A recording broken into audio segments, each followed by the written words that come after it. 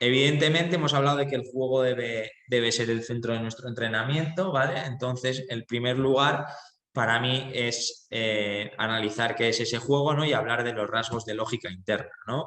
Es lo que nos da la especificidad del juego, ¿no? ¿Por qué el fútbol es fútbol? Bueno, pues el fútbol es fútbol porque hay unos compañeros, hay unos adversarios, el espacio está polarizado, ¿no? Defiende una zona, ataco otra. La posesión es ilimitada, el espacio que usamos es compartido, el espacio individual de interacción, perdón, sí, el espacio individual de interacción es uno, ¿no? En función del ancho y el largo del campo, dividido entre los jugadores que estamos, pues es uno. Hay un fuera de juego y evidentemente hay unas dianas, ¿no? Que me había dejado. Vale.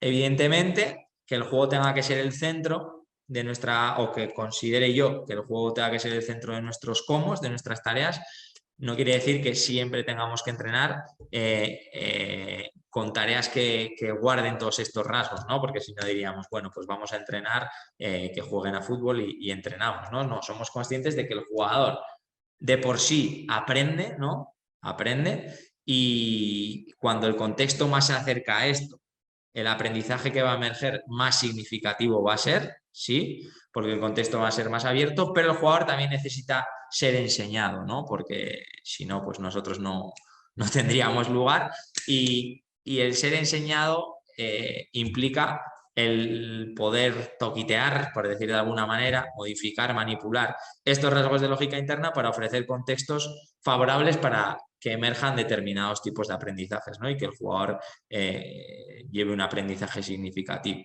Y eso es a lo que nosotros llamamos variabilidad, ¿no? Evidentemente podemos tener situaciones de una alta variabilidad en las que nos alejemos mucho del juego, que no quiere decir que sea malo, todo tiene cabida y todas las tareas tienen utilidad, ¿vale? Pero evidentemente el porcentaje de tareas que considero podemos emplear en situaciones de alta variabilidad será menor, ya que si no estaré invirtiendo un alto tiempo, en un alto volumen de minutos en entrenar algo que no es fútbol, ¿no?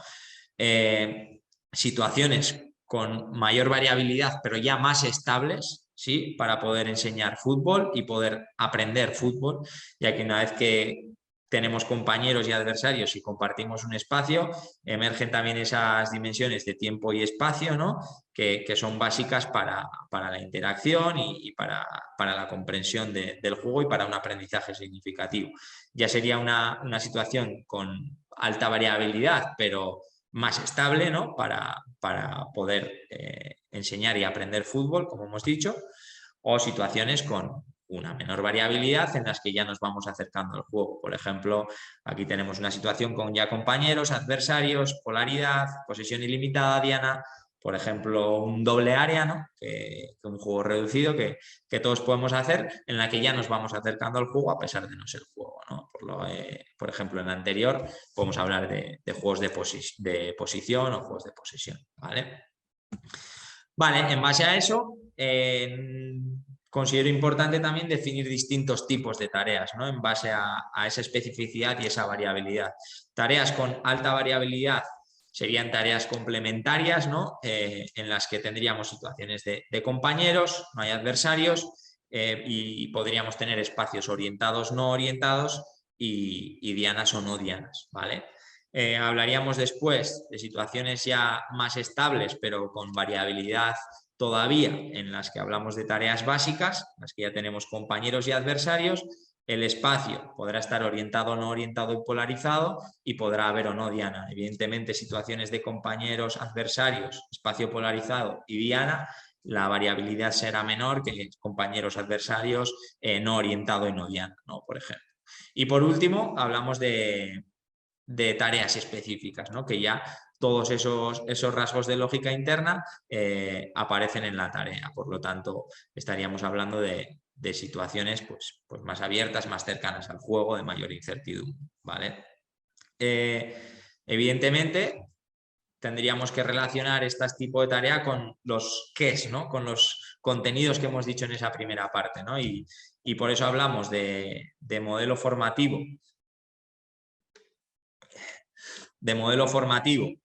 asociado a tareas complementarias o básicas, ¿no? Ya que hemos hablado de que eran contenidos muy genéricos y transversales al juego, mientras que en tareas específicas hablaremos ya de contenidos de modelo de juego, ¿no? Para transmitir esa identidad que queremos dar a nuestros equipos en competición. Vale, centramos ahora por la otra parte en la que hablaremos del lenguaje, ¿vale? Evidentemente, tendríamos para hablar mucho en esta parte. Sin embargo, bueno, voy a tratar de minimizarlo y de centrar mucho el tiro, sobre todo en el lenguaje del entrenador antes de la tarea, durante y después, y de cómo también poder hablar con el jugador, ¿no? Para obtener esa información de lo que siente, que creo que muchas veces hablamos mucho de lo que se piensa, ¿no? Y de ese plano más cognitivo y menos de cómo está sintiendo el jugador la tarea. Antes de la tarea me parece importante, o considero importante, establecer un guión que seguir para poder ayudar al jugador a entender el juego, que hemos dicho que va a ser el centro de nuestros combos, ¿no? Para mí es importante, en primer lugar, presentar el contenido, ¿no? Exponerlo, hablarlo. Chicos, vamos a trabajar una situación de salida de balón, vamos a trabajar una situación de mantenimiento de balón, un concepto táctico, finalizar, una situación de modelo de juego. Cualquier cosa que sea, en primer lugar, presentarla, ¿no? Como entrenadores mencionaremos el contenido y lo que ayudaremos será a que el jugador identifique ese qué, ¿sí? Ya identifique la diana, el centro de la diana, ¿no? ¿Qué es lo que vamos a trabajar ahora? Vale. Después es importante, en mi opinión, hacer retornos o recurrencias o referencias al juego, ¿no? Relaciones con el juego. Es decir, si el juego va a ser el centro, la tarea es un medio para trabajar un concepto, ¿no? Un qué del juego. Por lo tanto, vamos a relacionarlo con el juego. Hablaríamos de qué momento o fase del juego asociamos a ese qué, a ese contenido, ¿no? Y esto ayudará al jugador a reconocerse él mismo en la tarea, ¿no? Y saber interpretar ese qué en el juego y reconocerse en él, ¿no? Una vez hemos presentado el concepto, el qué, y hemos relacionado con la primera relación y más superficial con el momento y fase del juego, hablaríamos de esas consignas o aspectos a incidir, ¿no? Y aquí tenemos distintos estilos de intervención que harán que el jugador, la jugadora, la demanda cognitiva sea una u otra, ¿vale? En un estilo de intervención más directivo, nosotros podemos ofrecer ya esos aspectos a incidir, esas consignas, esos medios necesarios para la consecución del objetivo, ¿no? Que hemos presentado en el primer ejemplo, ¿no? En la presentación. Entonces, podemos hacerlo de esa manera. Podemos hacerlo en situaciones mediante descubrimiento guiado, mediante preguntas que sean ellos quienes nos digan cuáles son esos medios necesarios para conseguir el objetivo, o incluso podemos no decirlos, ¿no? Y ver cómo durante la tarea van buscando o van encontrando esas soluciones para esos medios, esos caminos para llegar a la meta, que sería el qué, ¿vale? Una vez que ya hemos presentado, hemos relacionado con el juego y hemos hablado o no de esos aspectos a incidir, de esos medios para llegar al contenido, al qué, hablaríamos en ese momento de la mecánica de la tarea. Vale, vamos con el ejemplo, ¿no? Sigo con el ejemplo de antes. Chicos, vamos a trabajar una situación de concepto táctico mantener o de mantenimiento de balón. Vale, es un concepto que asociamos al momento con balón, a la fase ofensiva, al ataque organizado del juego, ¿no? El momento en el que tenemos el balón. ¿Qué consideráis que es importante, ¿no? Vamos con el punto 3 para mantener el balón. Va a ir tirando del hilo, ¿no? En ese descubrimiento guiado, preguntas abiertas para que lleguen a las alturas, a los pasillos, a las ubicaciones, a la ocupación racional del espacio. Vale. Para eso, y estamos en el punto 4, y ahí tenemos que ser precisos para que la comprensión de la tarea sea la óptima, hemos preparado una tarea de 7 para 7 con 4 mini porterías y 2 comodines, ¿vale? En las que un equipo tratará de mantener balón, el otro tratará de robar y cuando robe tendrá que hacer gol en las mini porterías, por ejemplo, ¿vale? Es aquí cuando viene la mecánica de la tarea, no en el comienzo, en mi opinión, ¿vale? Porque si no, correríamos el riesgo de entrenar a entrenar, ¿no? Es entrenar a entrenar que decimos, no. Estamos tratando de trabajar un concepto del juego, un contenido, un aspecto del juego. Y la tarea es un medio para llegar ahí. Y por eso creo que el lugar de explicar aquí es aquí, ¿vale?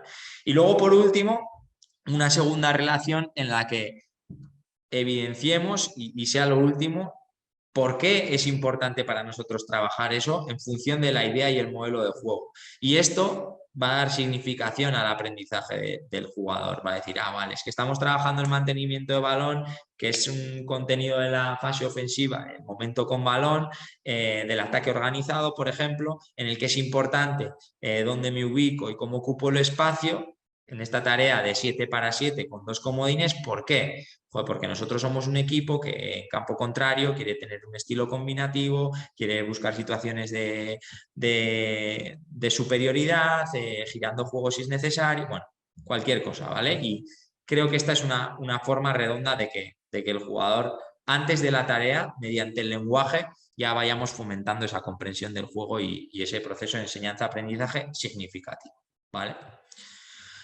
Durante la tarea definimos dos tipos de feedback, ¿vale? Por un lado el feedback de soporte y por otro lado el feedback técnico-táctico. El feedback de soporte sería aquel feedback que damos cuando el balón está en juego, ¿no? Considero que ahí muchas veces hablamos del mando de la Play, ¿no? Debemos apagar muchas veces el mando de la Play, todos como entrenadores, y yo el primero, que lo he hecho mucho, y dejar al jugador que tome sus propias decisiones, ¿no? Por eso, durante la serie, no quiere decir que tengamos que estar siempre callados, que muchas veces sí, pero tenemos opciones, ¿no? Por ejemplo, dar aliento durante la serie, ¿no? Para mantener el estado de alerta alto, un ritmo alto de balón, cualquier cosa que consideremos necesario. Hacer refuerzos positivos sobre esos aspectos a incidir, esas consignas que hemos hablado anteriormente y que ellos nos han dicho, ¿no? Mediante el descubrimiento guiado. Y luego, evidentemente, correcciones micro, porque además del trabajo colectivo, cada jugador es un mundo, tiene sus propias batallas, ¿no? Y sus propias áreas de mejora, e incidir en esas áreas de mejora individuales, ese control, ese perfil, esa pierna no dominante. Recuerda que hablamos de conectarte en pérdida para ese momento de presión tras pérdida. Ahí sí que nos entran, ¿no? Ese feedback durante ese feedback de soporte durante la serie, en tiempo de balón. Y como os digo, apagar el mando de la Play y intentar evitar al menos esos fija, divide, mira a Pepito, mira a Miquel, mira, sí, dejar al jugador que tome sus propias decisiones y que se equivoque, ¿no? Para después, en el feedback técnico-táctico, que es el que vendrá entre series, ¿no? Sí que mediante el descubrimiento guiado y la proactividad, mediante esas preguntas abiertas, que el jugador tome conciencia de esos errores que haya podido cometer y sea él quien reflexione sobre esas tomas de decisiones que ha podido realizar en el juego, ¿no? Y siempre este feedback técnico-táctico relacionándolo con el juego también. Evidentemente, el feedback que damos técnico-táctico no lo damos para que la tarea salga adelante. Si hemos hablado antes en la pre-tarea de hacer relaciones con el juego, porque la tarea es un medio para construir aprendizaje sobre un concepto del juego, evidentemente ahora este feedback técnico-táctico también tendrá que tener referencias y recurrencias al juego, ¿vale? Para que no olvidar que no estamos tratando de que la tarea salga adelante, estamos tratando de construir aprendizaje sobre un concepto del juego. Y luego, por último, post tarea, ¿vale? Aquí hablamos de feedback de cierre. Sí que me parece, en primer lugar, muy importante la sensibilidad del entrenador para percibir si es necesario o no, ¿no? Pensad que también si antes de tarea estamos haciendo descubrimiento guiado, durante tarea también estamos preguntando, hay muchas veces que el jugador también necesita sus zonas verdes, sus espacios libres y no escuchar y no estar constantemente, ¿no? Hablando. Hay veces que es necesario, ¿no? Porque percibimos como entrenadores que el concepto ha podido no quedar claro o al revés. O hemos, durante la tarea, hemos llevado una evolución, perdón, una evolución muy buena en el desarrollo de los comportamientos tácticos para ese concepto, técnicos, y queremos reforzarlo, ¿no? Entonces, pues, en primer lugar, percibir esa necesidad y que esto nos sirva también para escuchar al jugador, preguntarle cómo ha visto la tarea, cómo se ha sentido, qué le ha parecido la tarea para el desarrollo de ese contenido. Oye, ¿qué os ha parecido esta tarea? ¿Sirve para el concepto que hemos planteado, para el qué que hemos planteado? ¿Este cómo sirve para el qué? ¿Le queda bien este cómo a este qué? ¿No? Evidentemente no de esta manera al jugador, pero pues preguntándole, ¿no? Y haciéndole partícipe. Y que eso sirva también para sentar esos aspectos a incidir, esas consignas, esos medios que nos van a llevar hasta el fin, hasta la meta, que es el qué. ¿Vale?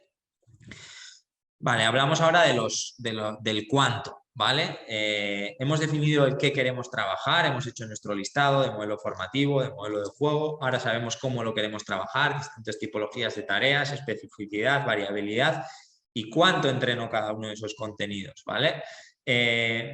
Pues evidentemente hablamos de secuenciar o diferenciar distintas etapas dentro de la estructura, ¿no? Esta es una propuesta, puede haber otra, etapa 1, etapa 2, etapa 3, iniciación, perfeccionamiento, rendimiento, prerrendimiento, hay mil maneras de llamarla y os dejo aquí una posibilidad, ¿no? Benjamines, alevines, es decir, fútbol 8, primera etapa, una segunda etapa con infantiles y primer año de caete y una segunda ya con caete, segundo y juveniles, ¿no? Podría haber una cuarta con Bs, con senior, con primer equipo, ¿vale? Evidentemente, buscaremos situaciones de mayor variabilidad y menor especificidad en la primera etapa, ¿no? Buscamos que el jugador esas herramientas técnico-tácticas muy genéricas, esa mochila, ¿no? La llene, la potencia al máximo y no buscamos una pronta especialización en un tipo de jugar, ¿no? En un concepto. Sin embargo, en un modelo de juego, perdón. Sin embargo, sí que podemos ir dando matices. Que la presencia sea menor no quiere decir que la obviemos, ¿no? Una segunda etapa más equilibrada, ¿no? En la que podamos ya ir aumentando esa especificidad, ir caminando ya hacia más contenidos de modelo de juego, pero todavía seguir asentando, ¿no? Esa herramienta técnico-táctica muy genérica. Y una última etapa en la que damos por hecho que esas herramientas técnico-tácticas genéricas, más asociadas al modelo formativo y a la variabilidad, están desarrolladas, no del todo, por supuesto, y las seguiremos trabajando, aunque en menor medida, y ya nos centremos más en esa especificidad, ¿no? En ese modelo de juego, en ese jugar propio, en esa competición. Y esto, evidentemente, pues lo que hará, ya hemos ido hablando de ello, es que la relevancia del modelo formativo y del modelo de juego en cada una de las categorías, en etapas más tempranas y en etapas más cercanas al rendimiento o al prerendimiento, se cruce, ¿no? Mientras el modelo formativo, contenidos técnico-tácticos muy genéricos, tendrá una alta presencia en etapas tempranas, irá perdiendo relevancia, por decirlo de alguna manera, hasta categorías ya más altas, ¿no? Y el modelo de juego pues llevará un camino inverso, ¿vale? Para definir esos cuantos, también no nos olvidemos que estamos en los cuantos. Primero hemos pensado, ¿no? Hemos hablado sobre esa especificidad, esa variabilidad, ese modelo de juego, ese modelo formativo, donde puede tener más presencia. Después tendríamos que ir a esos qués, ¿no? Y esos qués que hemos definido antes, estos en este caso serían los del modelo formativo, ¿no? Hemos hablado de técnica individual, técnica integrada, concepto táctico, técnicas colectivas. Hay miles de formas de secuenciarlo, cada uno la suya propia y en base a sus criterios, ¿no? Pero sí que podemos secuenciar también o determinar la importancia de los mismos, ¿no? En base a esa identidad de la que hablamos del club, esa idiosincrasia, esa cultura, eso que es el club, pues quizás hay contenidos de modelo formativo que les doy una importancia mayor y marco aquí con 3 estrellas, por marcarlo de alguna manera, y otros que les doy una importancia menor, ¿no? Entonces, el determinarlo también está bien para después, cuando veamos en el cuándo, cómo secuenciarlos, pues tener presente que quiero dar mayor presencia a unos que a otros, ¿no? Y evidentemente hacer de igual manera en el modelo de juego, ¿no? Aquí arriba vemos las categorías, evidentemente pues aquí seguiríamos avanzando y las fases y momentos del juego, ¿no? Fase ofensiva en la que tendríamos ese ataque organizado y esa transición de defensa-ataque y por el contrario la defensa organizada y la transición ataque-defensa, ¿no? Entonces, si nosotros definimos contenidos para los benjamines, por ejemplo, es decir, vamos a trabajar uno del ataque organizado y otro de la transición ataque-defensa, y uno del estilo directo y otro del estilo combinativo, ¿no? Y todo el año vamos a hacerlo, esta es la presencia que va a tener el modelo de juego, que ya hemos dicho que va a ser baja, ¿no? Un contenido en cada una de las fases y cada uno de los estilos que vamos a repetir durante el año, ¿no? Y lo que haremos al año siguiente será podemos añadir uno nuevo, ¿no? Es decir, bueno, ya hemos asentado que además aquí, si os fijáis en el color del recuadro, este sería de zona 1, ataque organizado en zona 1, en zona de iniciación. Venga, pues vamos a trabajar la salida de balón, ¿vale? Desde el reinicio de portero, ¿vale? El año siguiente vamos a irnos a la zona 2, ¿no? Y vamos a trabajar la progresión entre líneas en búsqueda del hombre libre, ¿vale? Evidentemente este año le haremos prioridad a este contenido, no quiere decir que el anterior no lo trabajemos, pero irá perdiendo presencia, ¿no? Y centraremos más el tiro en este segundo. De igual manera en los demás bloques, ¿vale? Y así hasta que lleguemos a un momento dado en el que todos los que hemos definido estén trabajados, ¿no? Y a partir de ahí pues vayamos secuenciando en función de las necesidades del equipo o del criterio que nosotros establezcamos, ¿vale? Y por último vamos con los cuándos. Vamos a ir ligeritos porque veo que me quedan unos 10 minutos para cumplimentar la hora. Entonces, bueno, ¿cuándo? No es otra cosa que organizar en el tiempo qué voy a trabajar, cuánto lo voy a trabajar, ya lo he establecido antes, y cómo lo voy a trabajar también. Entonces, al escoger esos qués y organizarlos en el calendario, ¿no? A partir de ahí hay distintas unidades de tiempo, ¿no? Desde la mayor hasta la menor. Hablaríamos del macrociclo, que sería esa planificación anual. Luego, como ese macrociclo lo podemos dividir en distintos mesociclos, que serían periodos de 6-7 semanas, ¿no? Que suele darnos para que haya unos 7-8 en un año. Luego los microciclos, ¿no? Que serían las semanas que componen el mesociclo. Evidentemente, si son mesociclos de 6 semanas, pues 6 por 7 estaríamos en torno a 42 microciclos, que bueno, pongo 45 porque algunos a veces tienden a ser de 6 semanas, otros tienden a ser de 8, ¿vale? Y luego, por último, la sesión. Podemos tener 2 sesiones de entrenamiento, 3 sesiones de entrenamiento o 4, en función de la categoría, ¿no? De la etapa. ¿Cómo podríamos organizar esto en el tiempo? Bueno, pues primero en el macrociclo, en esa planificación anual, definiremos el calendario competitivo. Bueno, esto no lo definiremos nosotros, sino la autoridad competente, ¿no? Una vez que esté definido ese calendario competitivo, podremos definir el periodo evaluativo adaptativo o de pretemporada, ¿vale? Que se ha dicho siempre. A partir de ahí, también definir los periodos de descanso, el periodo regenerativo o final de temporada, parón, descanso total, irnos a la playa, y a partir de ahí establecer el resto de mesociclos, ¿no? Con las semanas que tengo, pues periodos de 6-7 semanas, establecer el resto de mesociclos. Tendríamos organizados el año y los distintos mesociclos. Ahora nos toca llenar los mesociclos, ¿no? Y decir, bueno, en este primer mesociclo, ¿qué contenidos del modelo formativo voy a voy a trabajar? Pues mira, yo quiero trabajar los de a nivel de técnica ofensiva, me lo estoy inventando, evidentemente cada uno puede tener su criterio, voy a trabajar los de prioridad 1 y de defensivo los de prioridad 2. Y evidentemente para esas 6 semanas, para ese mesociclo, también definiremos uno de los registros del modelo de juego. Voy a usar el registro proactivo con sus estilos correspondientes, ¿no? Que el estilo correspondiente, el ofensivo sería combinativo y el defensivo presionante, y el sistema o estructura que voy a utilizar del modelo de juego para durante esas 6 semanas, después esos QEs organizarlos, ¿no?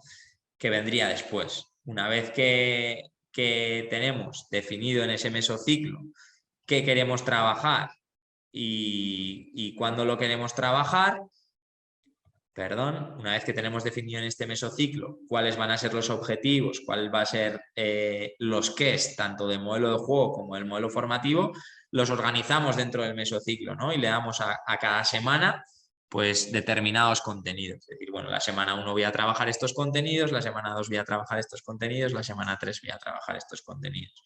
Y dentro de la semana, evidentemente, en función de las sesiones que tengamos, los organizaremos y los ubicaremos, esos contenidos, esos que es en un lugar u otro. Aquí me parece importante hablar de la coordinación también con el cuerpo técnico, ¿no? Ya que evidentemente, y no voy a entrar aquí porque no me va a dar tiempo, pero a nivel condicional, a nivel preparador físico, los distintos días de la semana estimulamos distintas capacidades físicas, ¿no? Entonces, también dónde ubicamos nuestros contenidos estará relacionado con este trabajo del preparador físico, ¿no? Evidentemente, y pongo un ejemplo muy sencillo, cuando queramos fomentar un trabajo más orientado a la fuerza, a la subdinámica de la fuerza, el prepa va a demandar situaciones también de más espacio reducido, más intermitentes, menor número de jugadores, que son tareas más propicias para trabajar aspectos de técnica individual o técnica integrada, ¿no? Por ejemplo, entonces, mediante esa coordinación, podríamos ubicar los contenidos en la semana, ¿no? Y por último vendría la sesión, ¿no? Que podríamos tener 2, 3, 4 sesiones y que, bueno, mediante esa estructura de sesión con la activación, la parte principal con 3, 4 contenidos, la vuelta a la calma y el momento para aplicar esos principios metodológicos, ¿vale? ¿Con qué fin? Con el fin último de impactar sobre el jugador y ofrecer contextos favorables para la construcción de un aprendizaje significativo y que pueda ser así para él, ¿no?